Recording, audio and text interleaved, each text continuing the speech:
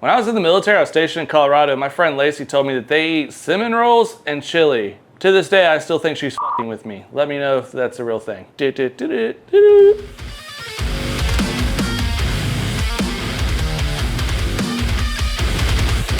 What up guys, my name is Chef Chaz Thomas, aka Death Course Chef, and today we are going to make Texas style chili with pumpkin spice cinnamon rolls and a maple cream cheese glaze. Now, the whole inspiration behind this was exactly what I said. I was stationed in the military at Peterson Air Force Base. While running late to have dinner with my parents, I stopped at a gas station to fill up on gas, and while stopped there, this lady introduced me to her daughter, asked me if I wanted to go have coffee with them. I explained to them I was running late and I couldn't, and I had prior obligations, but we became friends. Eventually we hung out and she explained to me that one of her favorite things in the world was chili and cinnamon rolls. I thought she was pregnant or just messing with me. I was like, how did you come up with that pairing? And apparently she said it's a thing in the Midwest. I call bullshit, but apparently that's just a thing you guys from Colorado like. So in honor of that story, we're gonna make it here today. The sad thing about that story was I went to dinner and my brother and dad asked if the girl was hot. I said, yeah, she was beautiful. And he was like, well, what the hell are you doing here in dinner? And then they just gave me crap for the rest of the time, saying I should have bailed on my family and gone out with the pretty girl and the mom. I'm sorry I kept my obligations. I will know next time to bail on my family. Here's what we need to make this shit. 2 pounds of ground beef, salt and pepper, 2.5 cups of small diced onions, 4 tablespoons of jalapeno, 2 tablespoons of minced garlic, 1 tablespoon of ground cumin, 4 cups of chicken stock, 1 amber style beer, 8 sprigs of cilantro, 1 cinnamon stick, and fresh lime juice. So I'm gonna be honest with you guys, I cannot pronounce Spanish words to save my life, but I wanna show you these chilies that we are working with. So the first one is chili. This is a dried chili. How do you say that fucking word? This first one is chile pasilla. The second one is ancho chiles. And then finally, a chile diablo. Try my best here, work with me.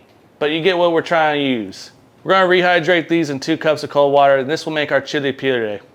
Puree. Simply stem and seed them and throw them into the water. Same thing with over here, ancho chiles. I'll be honest with you guys, I don't really feel like being here right now. But if I'm not here, who's gonna teach you how to cook? Your parents?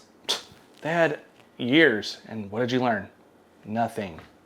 But with me, you're learning all the great things, all the great foods, all the great chilies, all the great gumbos, all the great mac and cheeses. Remember everything I taught you so far?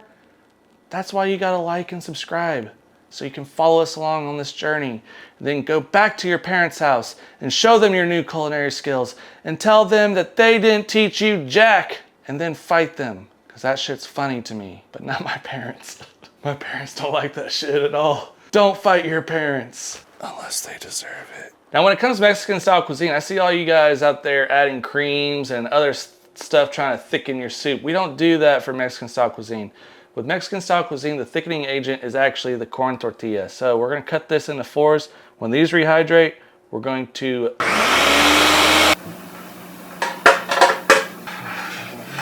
I'll make y'all's lives easier by teaching you how to do a bouquet garni. So basically on our recipe, it says to throw in some cinnamon stick and some cilantro stems and then discard them later. Well, in order to do that, we're gonna put them together.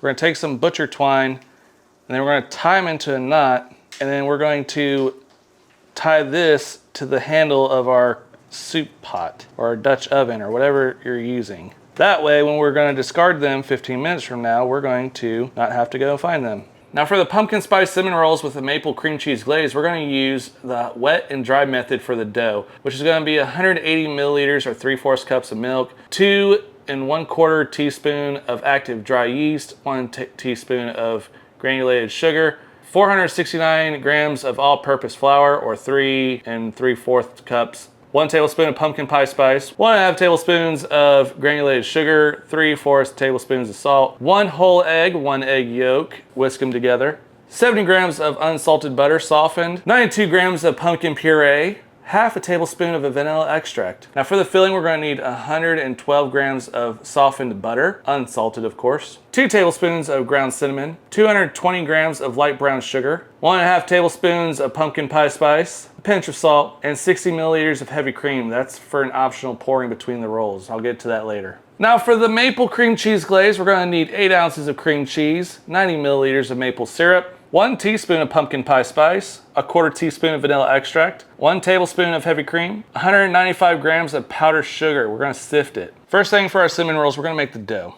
First, we're going to warm up the milk into this pot. We're going to heat the milk until it reaches about 105 to 110 degrees Fahrenheit. Anything above that, it's going to kill the yeast. So make sure you guys actually temp your milk. We're going to add the milk with the yeast and the sugar. We're going to pour that all into a bowl and set it aside until the surface becomes bubbly and foamy. This shows that the yeast is active. In our stand mixer, we're going to mix together the flour, the pumpkin spice, our sugar, and salt. We're then going to add our wet ingredients. We're going to whisk in 1 egg yolk. We're going to add our softened butter. We're going to add our pumpkin puree. And then we're going to pour, once our yeast is foamy and ready to go in, we're going to add in our yeast mixture as well. Once everything's all incorporated and mixed together, we have a dough. We're going to start kneading our dough. So we're going to wash our hands with some flour, and this is going to prevent the sticking onto the dough. Now, make sure that you don't have too much flour on your hands or on your work area, because if you do, that's going to add to your dough mixture, and eventually you're going to have dough that's harder than P. Diddy in a Johnson & Johnson factory. Too soon? We're going to simply push it forward, fold it in. While kneading the dough, all we're doing right now is building up gluten. Eventually, it's going to get to a point where we push in on the dough, and the dough will push back out at us. That shows that we're at a proper stage. We're then going to shape the dough into a ball and place it into a greased bowl. We're going to cover it with plastic and let it rise in a warm spot for about 1 to 2 hours, basically until the dough doubles in size. And we'll come back to this later. Now we're going to prepare our filling for our cinnamon rolls. In a bowl, we're going to mix together our softened butter, our ground cinnamon, our brown sugar, our pumpkin pie spice, pinch of salt, and we're going to mix that together until it's smooth and fully combined. This is going to be our filling. This is the stuff that we're going to spread over our dough for the cinnamon rolls. Set that aside. And then we add our flour. Flour up them hands. Got to flour up them hands. And now we got to add a little bit of flour to our rolling pin. Shut up. I know what it looks like. There's no cool way to do this, man. I'm sorry. We have our dough right here, doubled in size, full of air. We're going to get that out. And the first thing we got to do is get out all the air. So punch it down. Now we're waking up this gluten. Rise and shine, gluten. It's time to get rolled out. We're going to start gently rolling it out. We want to make sure that this stays evenly. Now we can flip it, spin it, whatever you got to do.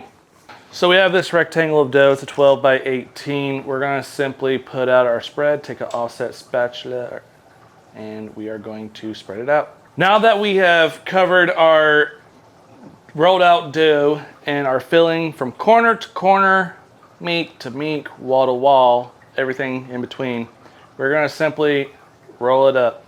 We want to make sure that this roll, this log, is nice and tight. On the ends, we have this uneven part, which is fine. In order to fix that, we're going to take some non-flavored dental floss. We're going to get about an arm's length. We are going to use this in order to cut our rolls. Now, when we cut our rolls, they're going to go about, use your thumbs, push down so you don't scrape up the bottom. And then once you get where you're wanting, we'll simply cross it. Now look how beautiful that looks. All the white women are just losing their minds right now about the pumpkin spice. We're going to cut these about 1 inch thick for each one. You should get about 12, maybe even more. It really depends on how thick or how thin you want them. And you're going to go through that through the entire log, and then you guys are going to be done, and then we're going to set these out to bake. So now guys, I just want you to take a 9 by 13 baking tray and simply butter it up on the bottom and get it all greasy. So now once we have all of our cinnamon rolls arranged in the greased up pan, we're going to allow them to rest and proof, basically doubling in size again, just like we did before. and that's going to take about 1 hour. If you add a thin layer of heavy cream to the bottom of the pan while they're proofing, they'll get some extra moisture into the cinnamon rolls, and that will make softer cinnamon rolls for you guys. Don't skip that step. It's very important. We're going to preheat an oven to 350, and we're going to bake this for 20 to 25 minutes or until golden brown and fragrant. And now we're going to make our maple cream cheese glaze. We're going to combine all of our ingredients, the softened cream cheese, the maple syrup, the pumpkin pie spice, the vanilla extract, and the heavy cream into a bowl. We're going to gradually sift in the powdered sugar, stirring after each addition until smooth and well incorporated. Once our rolls come out of the oven, we're going to top it off with this maple cream cheese glaze. Texas style chili and pumpkin spice cinnamon rolls with a maple cream cheese glaze. It's like chicken and waffles, but for white girls in the Midwest. I don't really know if this is a thing or not. If it's not, y'all can blame Lacey. She's fucking with me. It's her fault. But we got Texas style chili with our amazing cinnamon rolls, pumpkin spice with maple cream cheese glaze. Guys, either way, it's an amazing food pairing. So either you learn how to make two separate things or you learn how to make an amazing pairing together. You're welcome. As far as the chili goes, honestly, we could do a lot more with it. Try out some different proteins such as brisket, prime rib, something like that. From all of us here at Culinary Chaos, this is Chef Chaz Thomas, aka Death Course Chef, signing off. I'll see y'all on the next one next Friday. Like and subscribe to the video, show it to all your friends. Comment if this is actually a real thing. I really want to know. But I love you guys. Check out our merch. Go show Kiko some love. I'll see y'all on the next one. Later.